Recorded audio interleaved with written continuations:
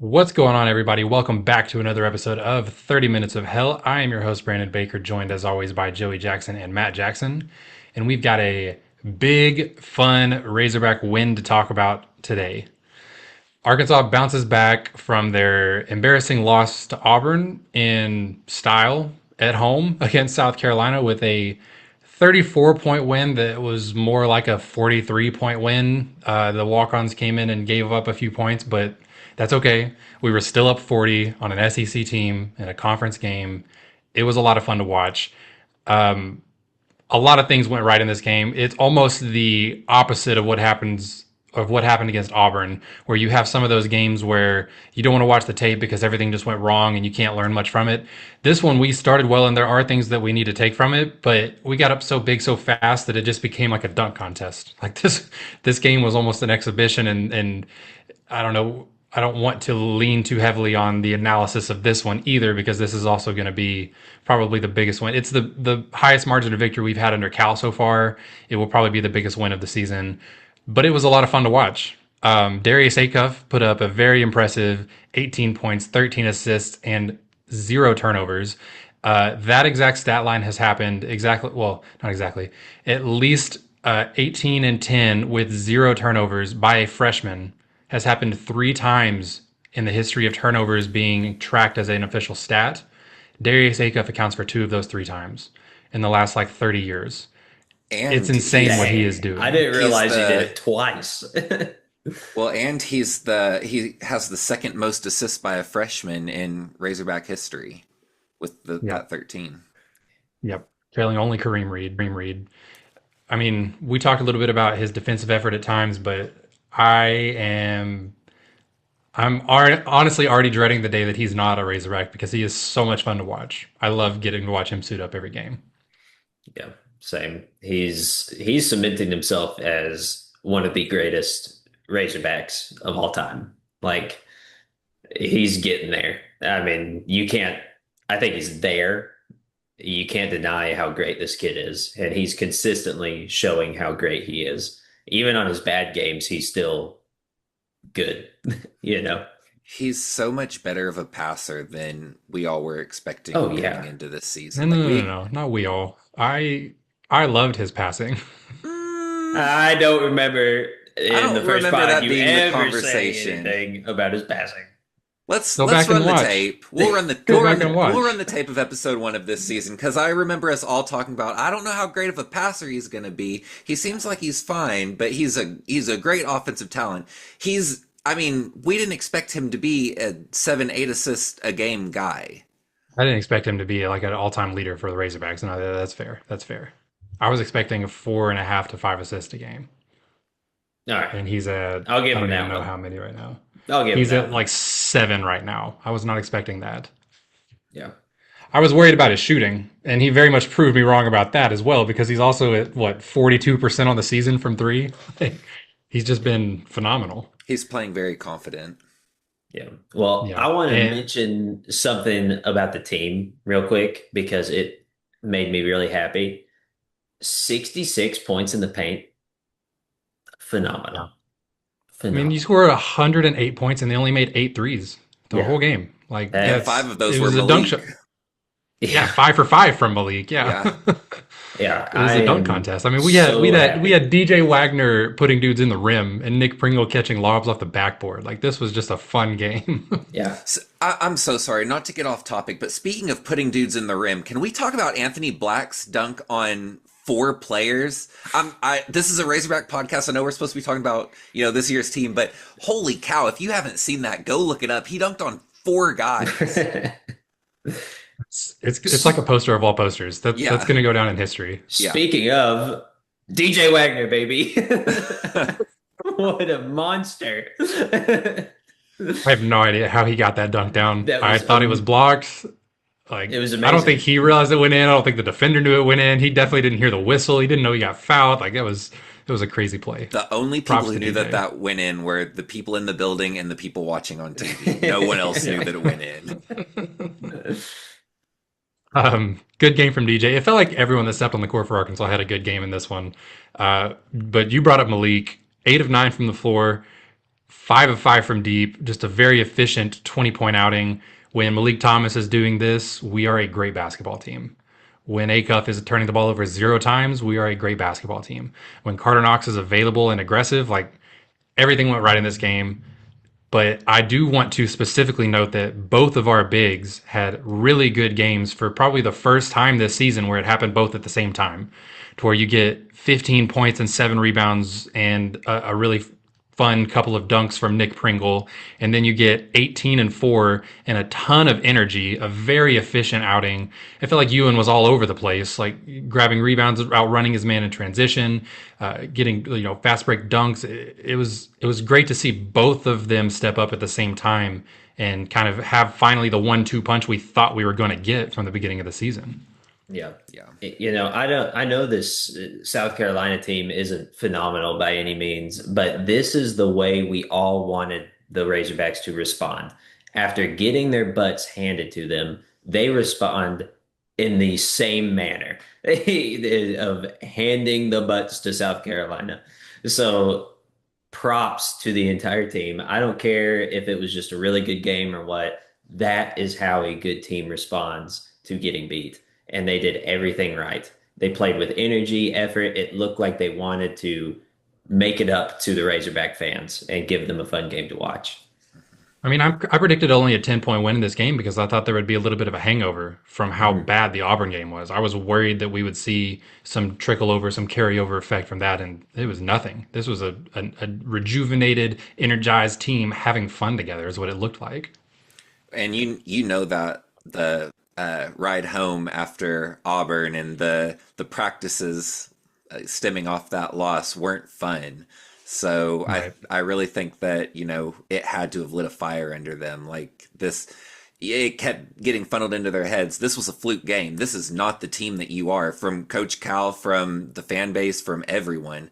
And they went out and they showed it last night that was a fluke game. This is not the team that we're meant to be, not the team that you can expect game after game. And that's what Cal, I feel, is best at, is the motivation aspect of getting his players ready to play a game. After a tough loss, some coaches may just chew you and get after you the entire time. I feel like he will chew them out, but he's like, this is who you are. This is how good you can be. There was a minute early in the game where Acuff, I don't know, I think he was mad that he didn't get a call or something like that, but he went to the bench and Cal was like in his ear for like 45 seconds straight.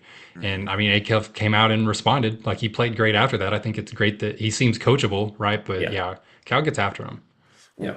One thing that I do want to bring up, like it was a great game. I don't want to take away from how great the team played, but there's just, we need to find our defensive anchor, like on a consistent night-to-night basis, because, I mean, we've given up back-to-back 30-point games from individual players, being Hall and Michi. So come March, I talk about it every game, these little things that are holding us back. But if we get to the second round, we get to the round of 32 and we've got a guard come out from Dayton and give us 25, then that's, we're going to be gone early. We're going to have a short stay. We can't be giving up these individual performances to, a hot guard or, someone who's riding a hot streak. It's just, I think it's despicable, honestly, that we've, not to take anything away from, Michi and Hall are both great scorers, but we should not be giving up 30 points to any individual player. That was my biggest take from these last two games. Regardless of how great of a victory it is, we let one guy cook us in the South Carolina game. Yeah. I don't feel like we have a solid point of attack defender. I think we have one really good perimeter defender, and he's usually on a wing player and not a guard like Michi Johnson. But I mean, Billy, right? Billy is a great defender, but a lot of times he's matched up with a wing or someone like that that we need a little size on. But I have not seen DJ Wagner, Darius Acuff, Meleek Thomas stay in front of a good offensive guard yet this season. Exactly. Like Kingston Flemings tore us apart when we played Houston. Yeah. And that is like a top 6-ish draft pick. I get that. He's a phenomenal talent, but like there's been so many guys that if they're quick or gifted at all offensively, we can't stay in front of them. And that is definitely the biggest concern for me right now. Yeah. The only time I saw Wagner do it was against Fears at Michigan State. I feel like he held him pretty good. I feel like we were relying, Brandon, you messaged us last night, and I agree 100% with like we are trying to make plays. Like if we don't get a steal, a turnover, or anything like that, there is no chance that we're um, stopping them. They have to like make these big athletic plays. We can't just stay in front of somebody and they miss a shot and we get the rebound and go. It is you either get a steal or they throw the ball away. And it's if we don't do that, it's like they're almost guaranteed to score, and usually in a fashion of a wide open layup. So we do have to figure that out. I don't know what to do other than maybe stop all the switching and rushing and having our guys jump all across the court. I mean, we do play a defensive style that's like we send lately it's happening a lot. Like when they run a high pick and roll, we blitz the big man at the ball handler to where we're throwing a double team like way out on the perimeter. And for a team that thrives in transition, that can work if your other three guys are on the same page and ready to pick off a pass, rotate correctly. Like if you play that scramble defense well, that's fine. But we've got too many guys that rotate incorrectly, get caught ball watching and don't rotate at all. Sometimes two guys are rotating to the pass and you're leaving someone else wide open. Like the defensive scheme can work. We're just not doing it well. Like like you said, Matt, we're trying to generate events. We're trying to generate turnovers and steals and transition. And when that happens, we score 108 points. But when it doesn't, we're leaving guys like, it looks like we're so bad on defense because there's nobody within 10 feet of someone just because we didn't rotate well. Not because we're just like leaving them alone. We're just not performing that defensive style the way it's supposed to be played. And we're good at playing the passing lanes. We're one of the best right. at playing the passing lanes. I mean, which is why we play that style of defense because we can make yes. it work. We just don't always do it. We force 16 turnovers off of the team that leads the SEC in fewest turnovers. And obviously competition matters and, where location matters and whatnot. But if we can't stay in front of people on the perimeter, we're going to get our butts handed to us. That's something that we have to fix fast. Like there's not any more time to wait. Like we can't keep playing this out and seeing how it goes. We've got to, start having guys sit down and defend in the half court game. Yeah. And I feel like that is a coaching decision of let them sit down and guard. Don't make them scramble like they are, I feel like we are good enough. That's the thing. That's what bothers me. I feel like we have enough guys that can sit down and guard, but we just are too scrambly, To me, that's still a question mark, though. Like, I think maybe that's one of the reasons why we're running this defensive scheme is because I wonder if we are good enough to sit down and just stay in front of someone. Yeah. I don't know that I love Acuff's defensive instincts. Like, I love his frame and he's quick and like he can be one, but he hasn't really shown that he is a sit down and lock down defender yet this year. DJ has been getting beat a lot. Meleek is not strong enough to handle some of these elite SEC guards. Like, I wonder if the decision to play this style of defense is because it's what we're better at. We got Malik Thomas and Billy Richmond and Carter Knox and Trevin Brazil. They're all very good at picking off passes. And, when it's working, that's our strength. But it opens us up to a lot of miscues and miscommunications that lead to wide open shots that just make our defense look terrible. And I brought this up on I think it was our last podcast, how I would like to see some zone looks. I know that Cal doesn't do that, but with how much we fly around and how long our front court is, I feel like that could be a great chaos scheme on the defensive side of the ball. Yeah. because of how fast our guards are and how much we fly around. I think at times it would be nice to hide our bigs a little bit too, or not hide them, but keep them in the paint. Don't let them get on the perimeter because Pringle and Ewan, I have so much trouble when they are getting out. Like Brandon was saying, they get out and they blitz, the ball handler, and then their guy's down, and it's all scrambly, and then they can't get back quick enough. They can't get to their guy quick enough. And you can't expect these big guys to do that. You can't expect them to fly around like they're guards. I mean, some of them, sure, like Brazil's quick enough and long enough, but and another thing, we're not staying on our feet. Everybody's leaving their feet. They're not closing out. They're flying by them. And I saw that a ton in this game alone. Just flying by because we're having to run so much. And especially our bigs, that's all they can do. They're just going to lunge, fly, because they aren't quick enough to get out there. And that's why the pick and roll hurts us so much too. Mm-hmm. Miscommunication. Not saying switch, not saying hedge, whatever. Yeah. Definitely something to continue watching as Arkansas progresses into their SEC slate, getting closer and closer to March. But regardless, it was still like a 40-point win that we're happy about. I think that the schedule lines up nicely now. You've got 2 tough games coming up. We're about to get into this Georgia matchup, but you've got Georgia and Vanderbilt, who both lost recently, but have both been really good this season. And after that, I see 6 in a row that are not can wins, but should wins. And I think Arkansas, like if you can split 1-1, Georgia and Vandy, or beat them both, go 1-1 or better, you can rattle off 8 or 9 wins right here in the next 10-game stretch. And like that's a huge opportunity, but I don't think that we can just outrun every team and outpace them offensively.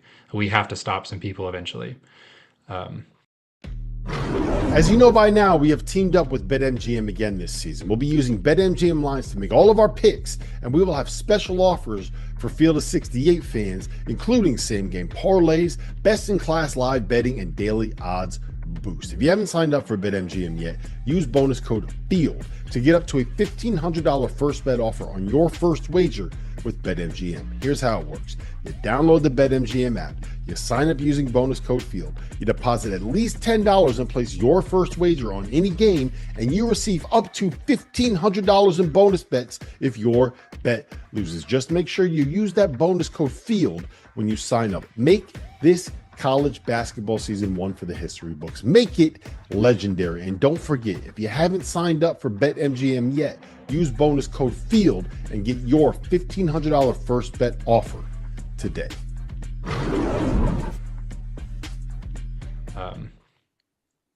So let's move on and get into that Georgia matchup just a little bit here. The Bulldogs have a weird season going on. They're not like among the most efficient offensive teams by the metrics, by their percentages, by whatever, but they are the number 1 scoring team in the country, number 1 in points per game. And a big part of that is they get to the free throw line a lot. There's no one in the country that makes more free throws per game than Georgia. And on the other side of the ball, they're not like an elite defensive team. They're probably in a tier above Arkansas maybe, but it's mostly just from their interior defense. They have the premier shot blocker in the SEC in Somto Cyril. He is a guy that was committed to Cal at Kentucky, decided not to follow Cal to Arkansas when he made the switch, ended up at Georgia. Now in his second season, leading the SEC in blocks per game, and I think he's number 6 nationally. I know he's top 10, 2.6 blocks per game, and that is going to be a big key because not only does he generate a lot of blocks and fast break opportunities with that, he's a really good rebounder. I mean, this is the type of guy that Matt has been begging for since before this podcast started. The 6'9", 6'10", strong paint beast that just does nothing but this. He's not a super skilled offensive player. He just makes things happen because of how athletic and how his instincts. Like he has great timing on blocking shots, great timing on grabbing rebounds, a good defender with his instincts. So we mentioned earlier that our bigs both had a good game against South Carolina. It's got to carry over, or we're not, if we don't control the paint or at least compete in the paint in this game, both from scoring points in the paint and from competing on the rebound margin, this game could tilt away from us quickly, and it's all because of Cyril. So big spotlight, I think, on our bigs in this game, being Pringle, Ewan, Brazil, all of them, to kind of negate what this guy from Georgia has been able to do. Yeah, I need Ewan to really attack him. Ewan's, I think, the best guy on our team at drawing fouls. Get him into foul trouble quick. If he's a guy that likes to block, make him jump, and get into him, and get us to the free throw line. And that's another thing. Like it also lands a lot on Acuff and a lot on Yes. DJ. Yeah. And like we don't want to throw up floaters. Like he's going to get his blocks. He'll probably get 3 blocks against us. He's going to get them regardless. Don't go up soft and let him have the blocks. Go into his chest, get him in foul trouble. They don't have a backup big that can contain us. If we get him in foul trouble early, get him 2 quick fouls in the first 10 minutes of the game, we're sitting pretty. I think that we're in the driver's seat there, but we have to attack him. We can't shy away from contact in this one. Yep, 100%. And I bring him up first because he is a big headline, being someone that was recruited by Cal, but he's like not really a force offensively. That's just like what we're going to have to focus on the other end of the court. Like when we are on offenses, I think he can change a game, control a game a lot himself. But Georgia actually has several guys that are contributing offensively this year. They're one of the deeper teams, I feel like. They've actually got 10 players currently averaging at least 5 points per game, which is kind of crazy to consider that we don't even play 9 players in most of our games. But it starts with Jeremiah Wilkerson, 18 points a game. Pretty good shooter. This is going to be, the head of the snake. If you can limit him, probably the one that I'm worried about going for a third straight 28 plus point game against us or whatever it is. Probably going to see a lot of like DJ, maybe some Meleek, maybe some Billy on Wilkinson. But if we can slow him down a little bit, I think that we are good enough offensively that I don't think that it should be that big of a deal being at home. I think that we can handle this team. But second on their scoring list is Blue Cane. First of all world name team, right? Like one of the coolest names in college basketball, but he annoys the heck out of me sometimes. I remember watching this kid play. He's having a really rough shooting year. He's shot like 35%, both as a freshman and a sophomore, only shooting like 27-ish% right now. And that number drops all the way to 15% in road games this year. So I think that not like begging him to shoot, don't leave him wide open, don't let him find his rhythm against us, but forcing him to be a shooter, I think is probably a good game plan because he's been struggling, especially in the road environment.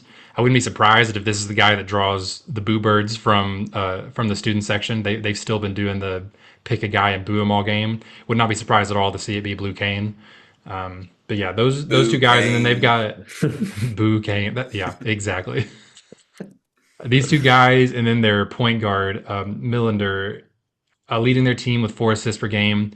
He's the guy that I feel like really pushes the pace, because one thing I haven't really talked about yet, Georgia gets a lot of their points in transition. They rank, I think, number 2 right now on Ken Palm's pace ranking right now in the season. And so that's something that Arkansas does really well, is get out in transition and get those fast break points.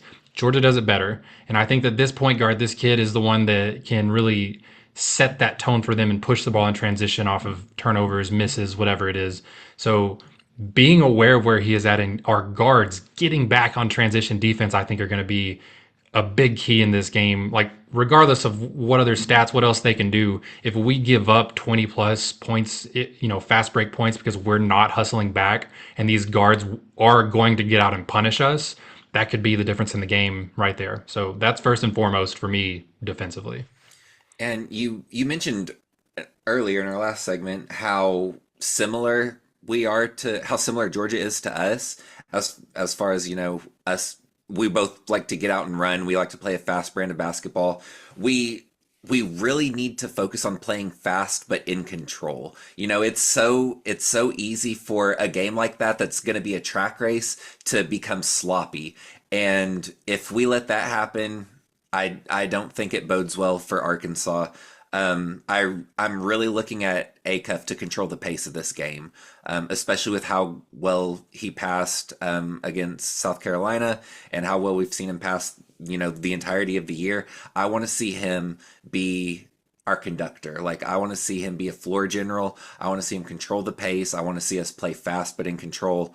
I completely agree with you. I think that's going to be a big key is keeping the pace to our standards and not, getting too fast with it. Yeah, that leads me into a question that I wanted to bring up in that Arkansas thrives when they get out in transition. They've got a lot of guys like Acuff, Thomas, Billy Richmond, they're all fun. Brazil specifically, they're all fun to watch when they get out on the break. Arkansas has a ton of guys that thrive and play really well in a fast-paced, fast break style game.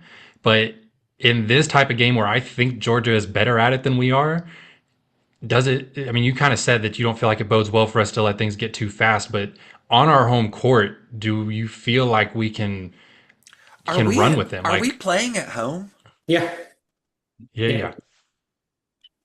I think next 2 games, right? We got Vandy. No. You're right. This is at Georgia. Okay, really? That's what I thought. I swear I thought it was at Arkansas. That's crazy. So sorry to our loyal viewers for that just inconsiderate mistake on our part. We are at Georgia in this game. Crazy. So yeah, the next 2 after that are at home. So that's my mistake. At Georgia. So then probably this question becomes even less difficult, I guess. But like, do you want to try to run with this team since that's something we are also good at? Or do you think it's better to slow this down and let Acuff kind of, like you said, control the pace, slow down, make this a half-court offensive game? Or are we good enough as a half-court offensive team, I guess is my question, to win a game like this against a team that puts up a lot of points? Yeah, I think if you control the pace, you kind of can shut the crowd out. And so being in an away game, yeah, slow it down. Don't let them get hyped up. Don't let them have these quick turnarounds.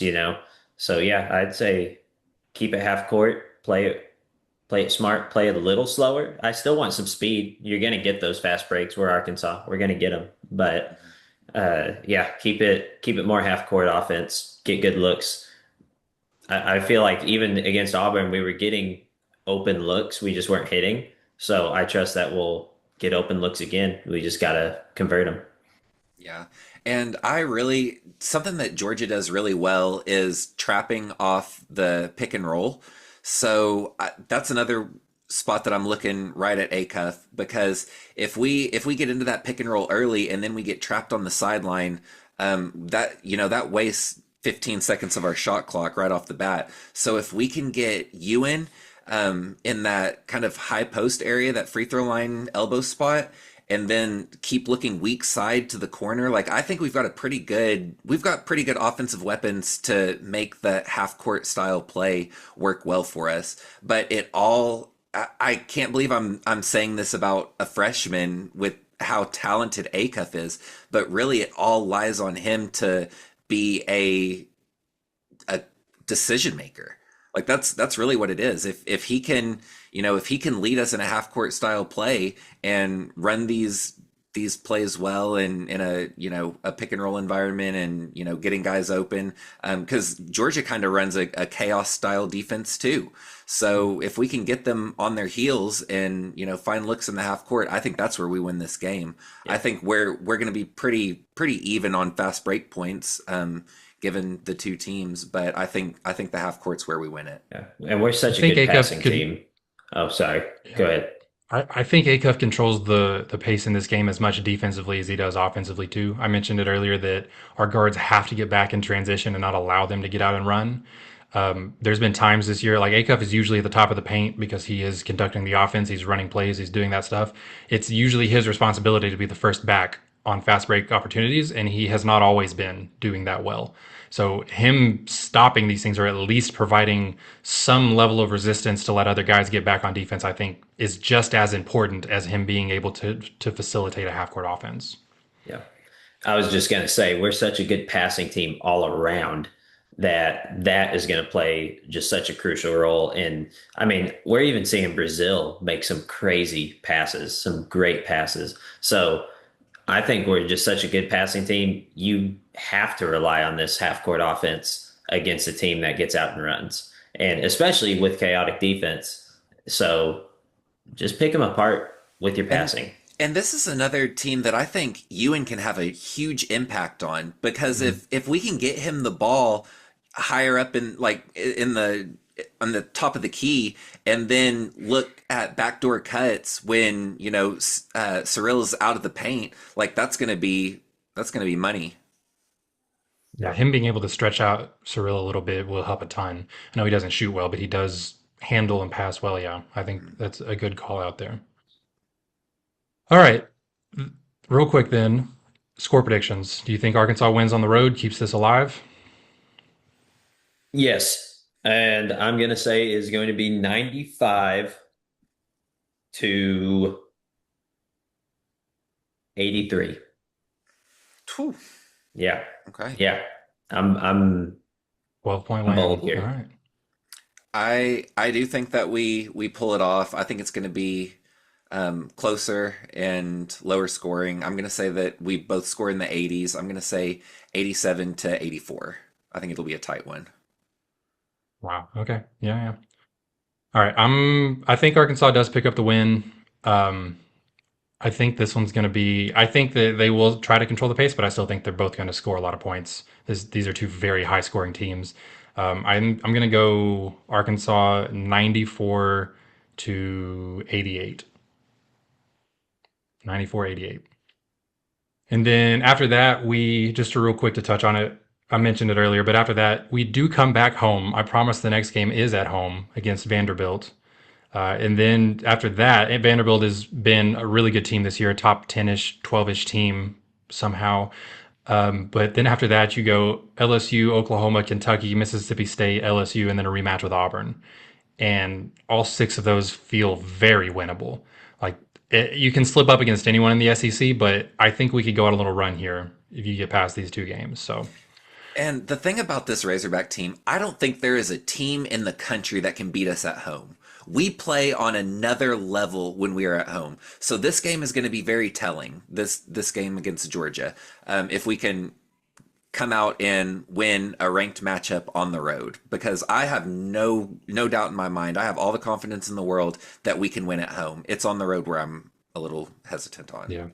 1 and 2 on the road so far, and tough matchups in neutral sites early this season. So yeah, I mean, you're absolutely right. Away from home is where, I mean, that's where you play tournament games, right? Like that's where it's going to matter. We got to prove we can do it. All right. That is all the time we have for you guys today. Quick reminder, we are brought to you by the Field of 68 Podcast Network. You can find us on YouTube, on Apple Podcasts, on Twitter, wherever you get your stuff at. Please like, subscribe, leave a comment, leave a review, share it with your friends. We really appreciate it. It really helps us out, especially if you enjoy this content that we're bringing you. I have been your host, Brandon Baker, joined as always by Joey Jackson and Matt Jackson. And as always,